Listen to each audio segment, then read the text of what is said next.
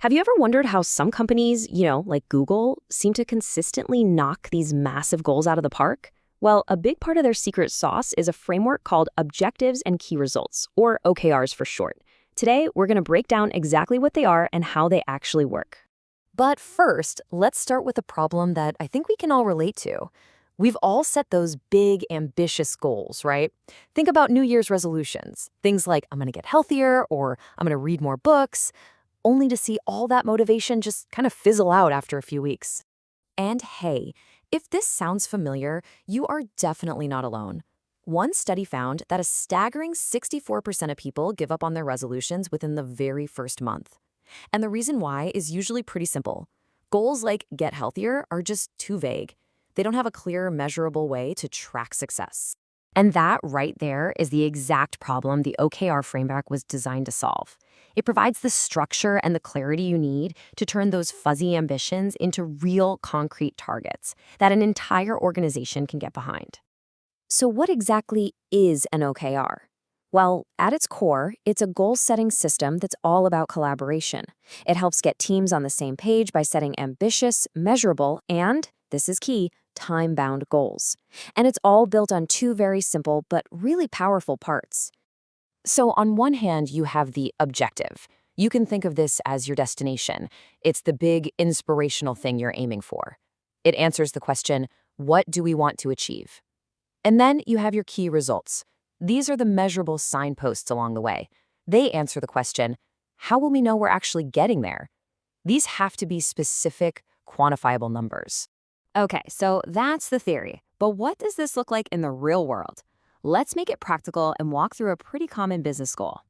So in this case, the objective is aspirational, right? Our customer satisfaction has never been higher. That sets a really inspiring tone. But how do we prove it? That's where the key results come in. Each one is a hard number you can track. A CSAT score of 90%, a response time under 24 hours, and a 15% jump in repeat customers. There's no ambiguity, no guesswork. You either hit the numbers or you don't. Now, I know what some of you are probably thinking. Hang on, this sounds an awful lot like KPIs, or key performance indicators. And you know what? It's a really common point of confusion, but they actually play very different roles inside a company. So here's the best way to think about the difference. OKRs are all about pushing for change and growth. They're your roadmap to a brand new destination. KPIs, on the other hand, are for monitoring business as usual. Think of it like this.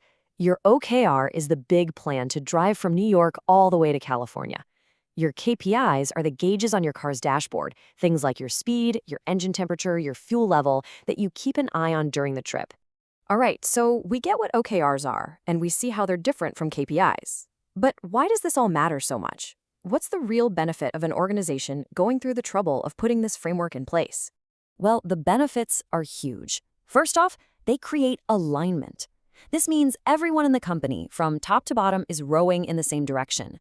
That alignment naturally leads to clear accountability and transparency because everyone can see the goals and they can see the progress being made in real time.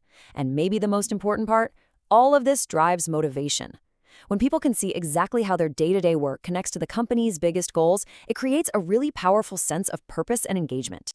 Look, if you remember just one thing from all this, let it be this simple little formula. I will achieve this objective as measured by these key results. It really does capture the entire framework perfectly. This is your key to turning those vague hopes into real goals that actually get done.